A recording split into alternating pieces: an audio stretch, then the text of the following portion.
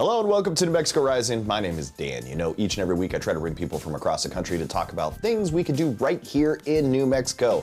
On this week's show, we got this. I really recommend that you pick a theme and then go in on that theme as hard as you can. So we've got a multitude of themes, everything from Haunted Harbor to a whole full Wednesday collection from the popular Netflix show. So when it comes to back to school, I am all about crowd-pleasing snacks that can satisfy any picky eater, like these from Nice Brand. Community health workers are bridge builders.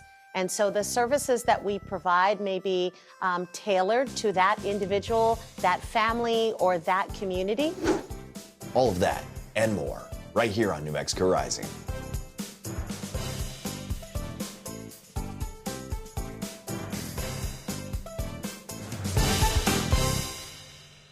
Owning a home is the American dream, but without understanding the process, it can quickly turn into a financial nightmare, especially for first-time home buyers.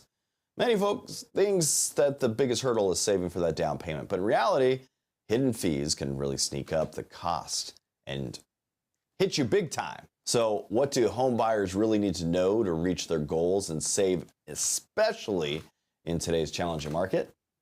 Well, I guess Certia Battles, who's the head of community affordable lending at Chase, who's joining us live from Jacksonville, Florida, with some tips to help us out. Good morning, Certia. How are you? Good morning. How are you? I'm doing okay. Certia, it's a tough market right now, especially for first-time home buyers. But you say the down payment isn't the biggest challenge. What are some of the costs that tend to catch buyers off guard? So oftentimes, first-time home buyers, when they look to purchase a home, they think about the rate, and then they think about down payment assistance. And the first thing that I would always say is that there are other costs and fees that are associated with purchasing a home that they're not necessarily thinking about. And those fees are application fee, processing fee. In addition to that, you have to think about like the title insurance, homeowner's insurance, inspection cost, as well as appraisal fees. And so therefore, they need to be thinking about all of those fees because they're all associated with purchasing a home, some of which can't be avoided. And then there are some that you can negotiate those prices. So like when I think about home buyers insurance or title insurance, you can kind of negotiate those costs and you can look around and see what's the best cost for you. In addition to that, I would also say application fee and also processing fee. Those are fees that are typically charged by the bank or the lender of your choice. And so therefore, those fees can also, again, be costly, but something that you definitely need to shop around for to make sure that you're getting the best fees associated with that.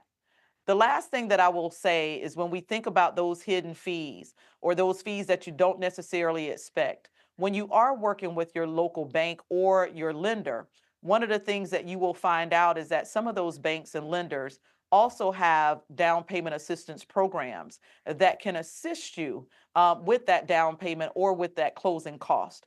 And so again, making sure that you're starting at that point, working with your bank or your lender of choice, understand that they may have down payment assistance programs or closing cost programs that can assist you in your ability to be able to afford that home. So what are some of the most useful tips for first-time home buyers looking to jump into the market this fall? Yes, I would say definitely do your research first. Definitely there are a lot of tools and online tools and resources that you can leverage, but definitely do your research. But the one thing that I would caution is that you don't have to do that research by yourself. I would say surround yourself with experts in this particular space. Number one, always go to your local bank because you already have a relationship with them, or you can shop around for another lender or a lender of your choice. And so make sure that you start off the process working with your local bank or lender in addition to a realtor. These folks will help you get on your path to home ownership. And so when I think about that, some of those opportunities working with that group would be, number one, being qualified for the mortgage. And so oftentimes we make assumptions on what our qualifications are, whether or not we're already qualified or not.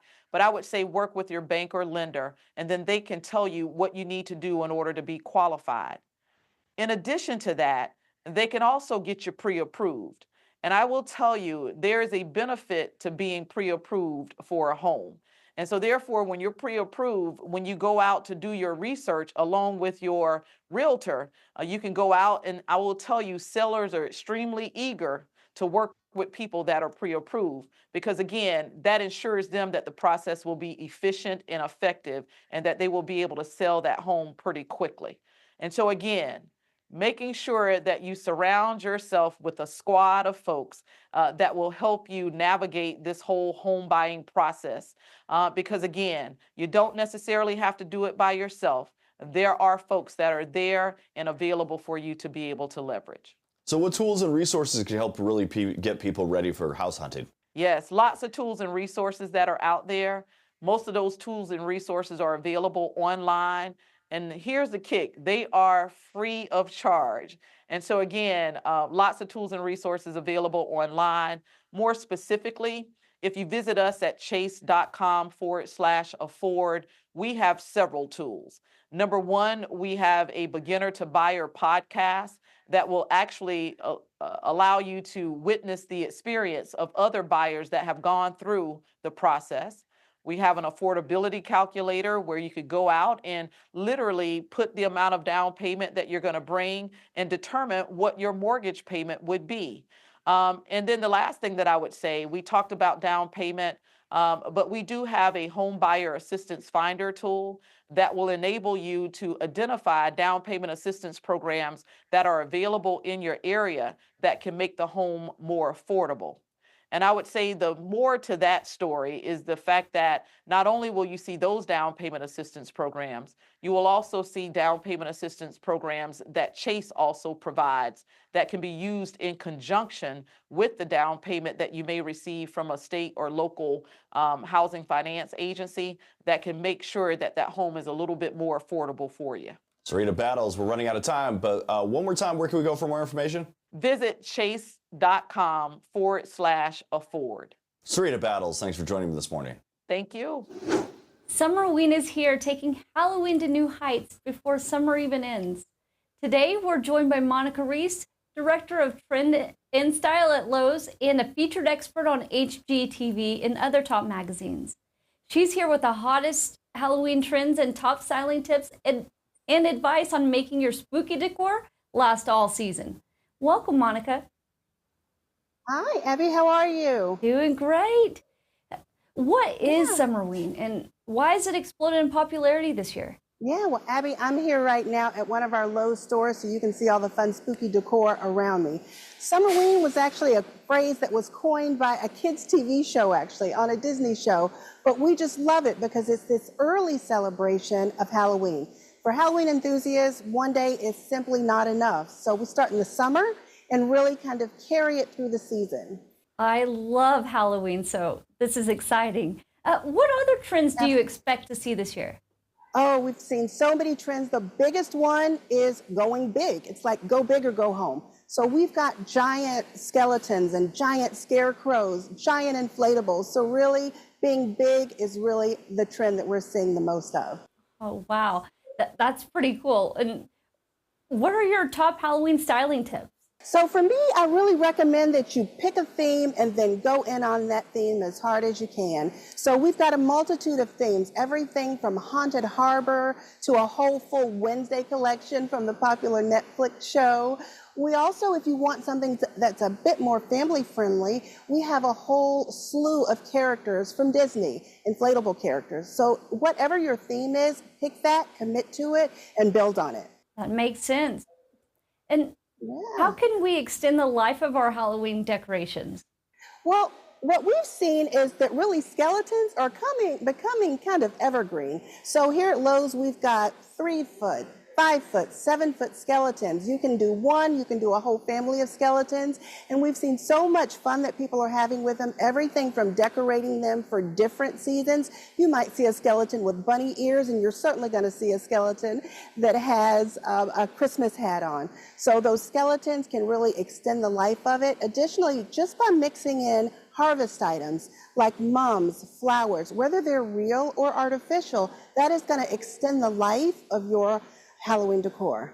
Wow. And where can we go to learn more about this? Of course, we'd love to see you on our store, so come and see us at any Lowe's, or please feel free to go to Lowes.com. Many of the items that we've extended are only available at Lowes.com, so you want to make sure you check out both places. All right. Well, thank you so much, Monica. Yeah, Abby, thank you. It's so great to have you. Back to school season is here, and that means families are gearing up for a busy fall filled with homework, activities, and packed schedules. Registered dietitian Amy Goodson is here with back-to-school snack and meal ideas to keep your kids fueled and focused all year long. Welcome, Amy. Thank you for having me. Amy, what snack ideas do you have for active kids? So parents are always looking for kid-friendly options that they can feel good about, and I have the perfect snack solution.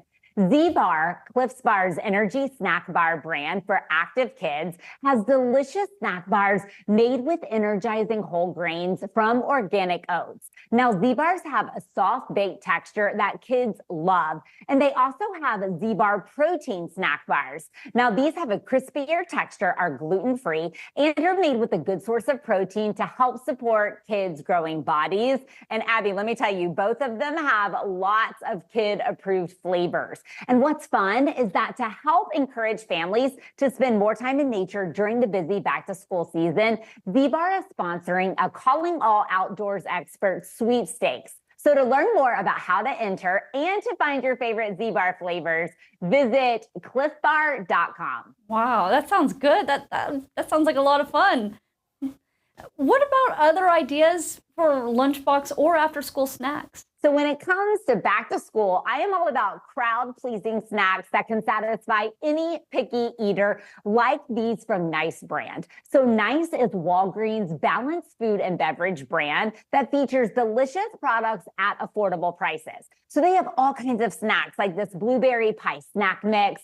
They have banana chips, sesame sticks, organic mango slices, and even yogurt-covered pretzels. So these are perfect for packing in a lunchbox or to set up as an after-school snack board. So to find these snacks, as well as over 300 Nice products, visit your local Walgreens or check out walgreens.com. All right, and as a registered dietitian, what are some of your favorite healthy tips, especially for growing kids? So as we head back to school, it's really the perfect time to reset and make sure that our kids are getting the nutrients that they need to thrive. And the good news is that there's new research showing that beef is an important staple food that can help increase nutrient intake. And what's great is that it is perfect for lunch, dinner, or even an after-school snack. So I love this chimichurri steak wrap. This is kid-friendly and it's easily customizable with different veggies and sauces.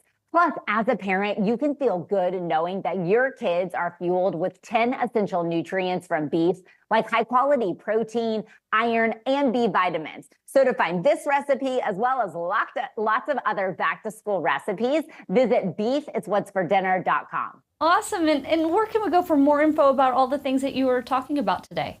You can visit my website, amygoodsonrd.com, and follow me on Instagram at amyg.rd. Well, perfect. Thank you so much, Amy. Thanks for having me. Nearly a third of Americans are missing out on essential primary care because of economic, social, and geographical challenges. That's close to 100 million people at risk for preventable chronic diseases and new health threats.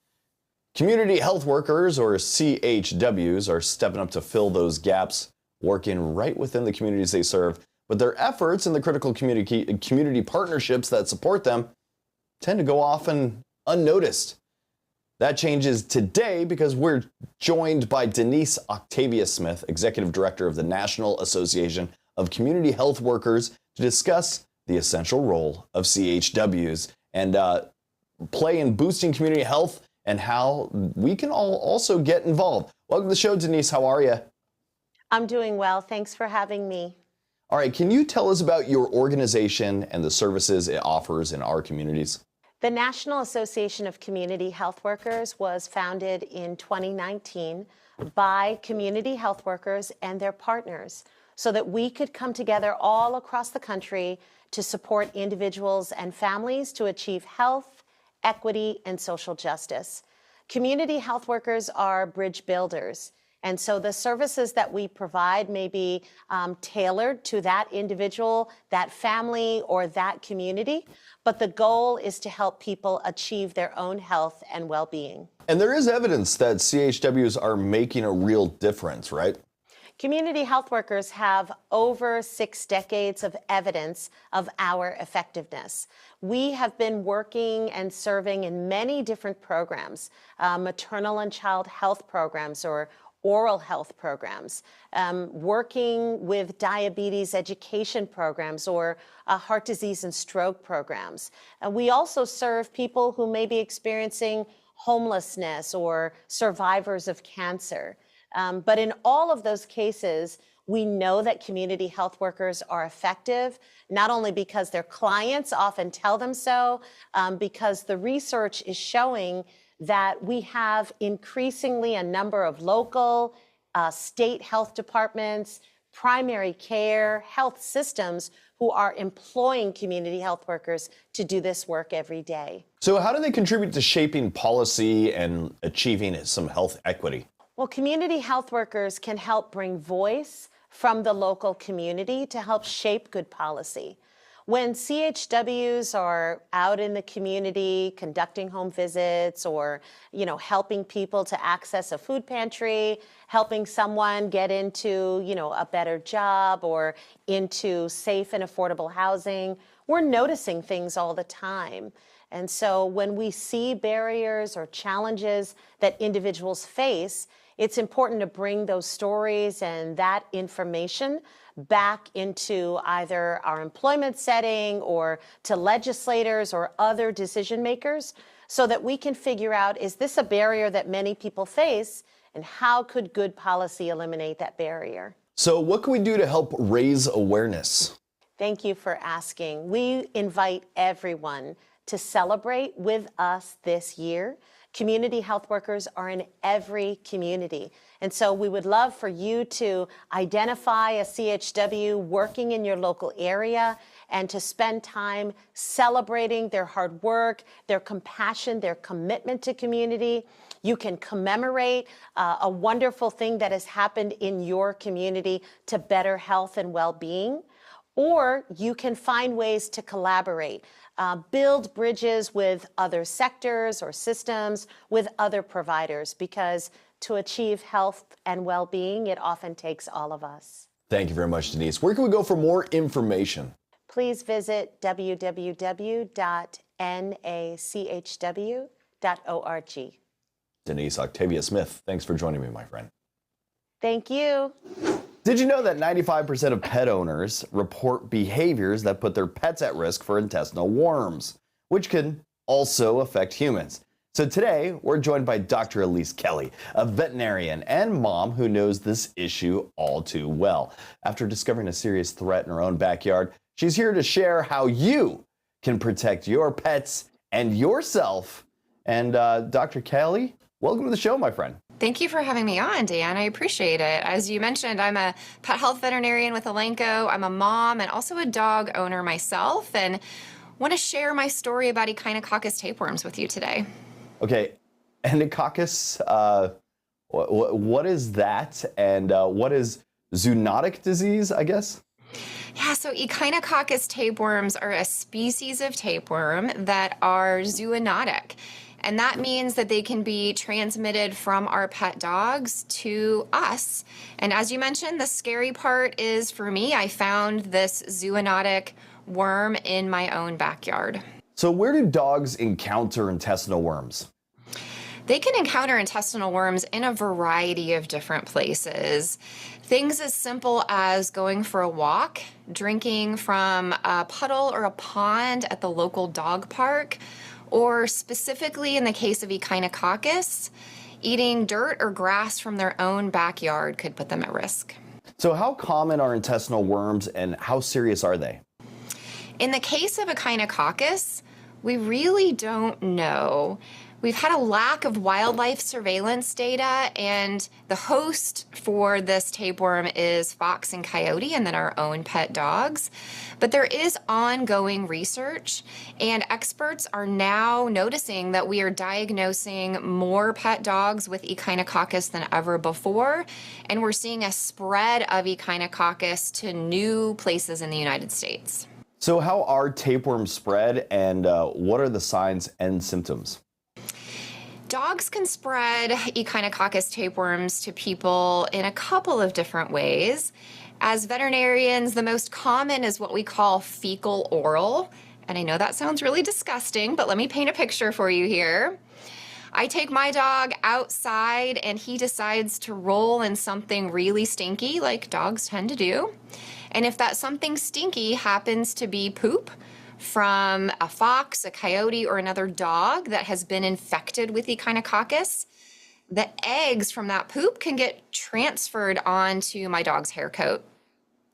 Then my son pets my dog, and next thing I know, my son's eating a snack and didn't think to wash his hands in between. So something that simple could potentially take this disease from ick to sick in my own son. That sounds like a pretty crappy situation. How can you protect indeed. your family and pets from intestinal worms? So a couple of different things. I kind of alluded to the first one, frequent and thorough hand washing.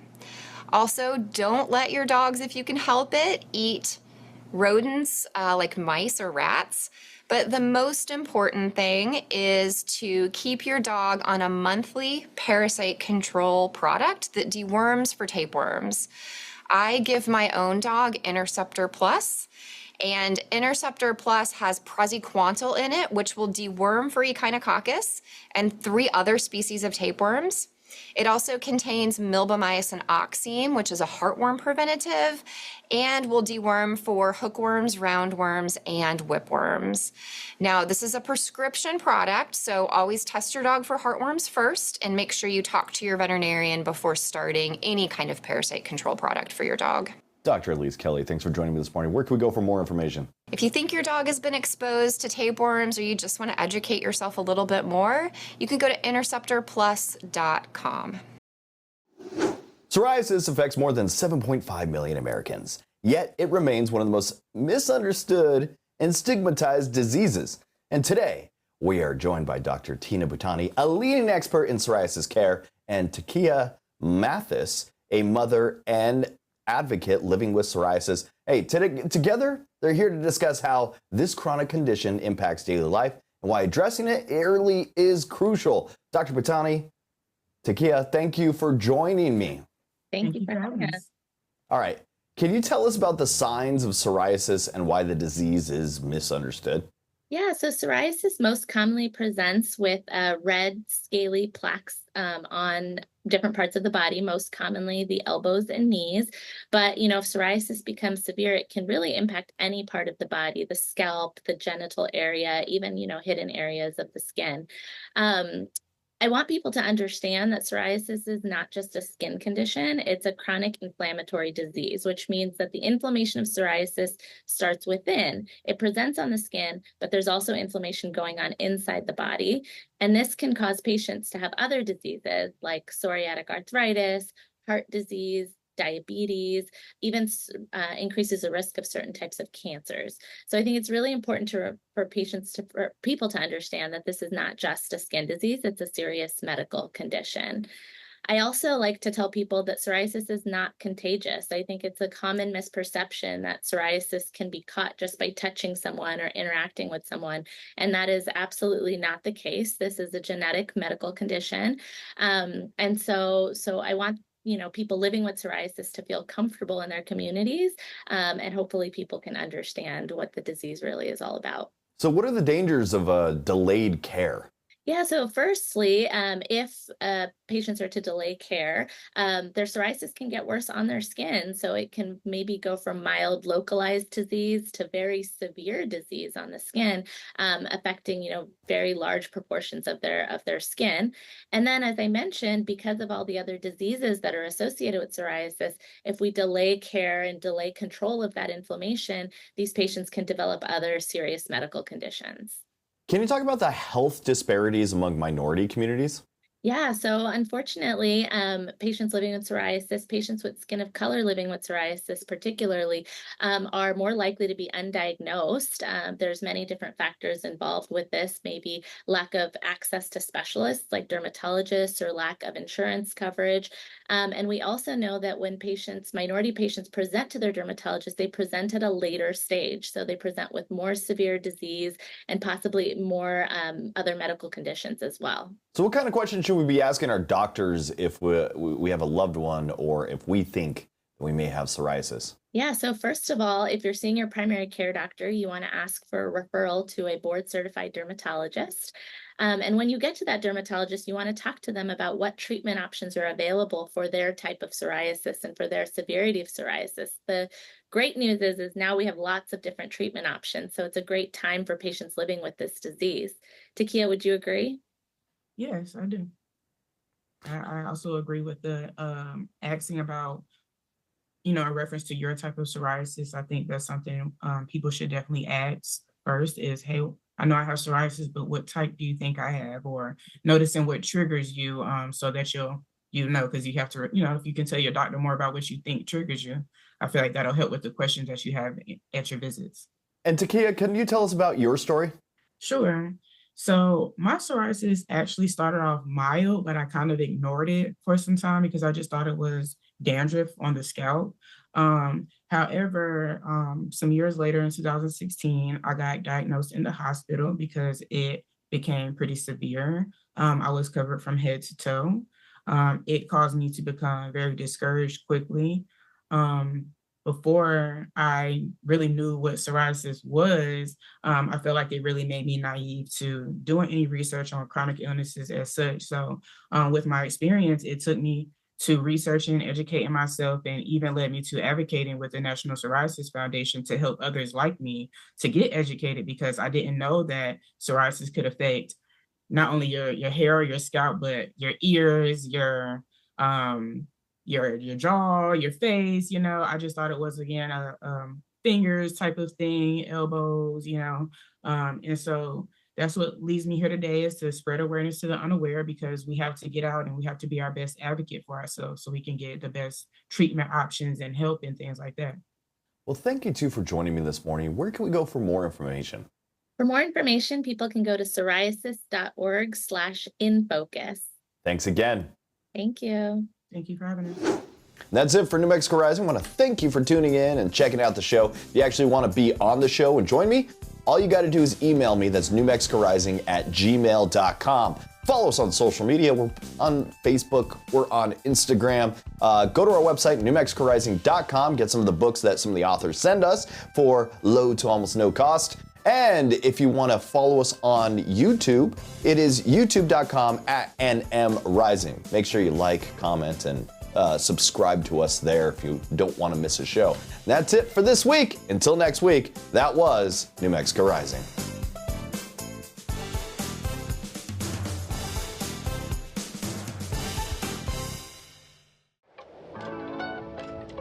Transform ordinary moments into extraordinary memories with our magical succulent bar. Whether it's a quiet moment of reflection or a first date, let the enchantment of nature enhance every occasion. Radiate positivity and create manifestations while making your very own magical succulent. Embrace the magic at Zinkstown, where we bring positivity to any occasion.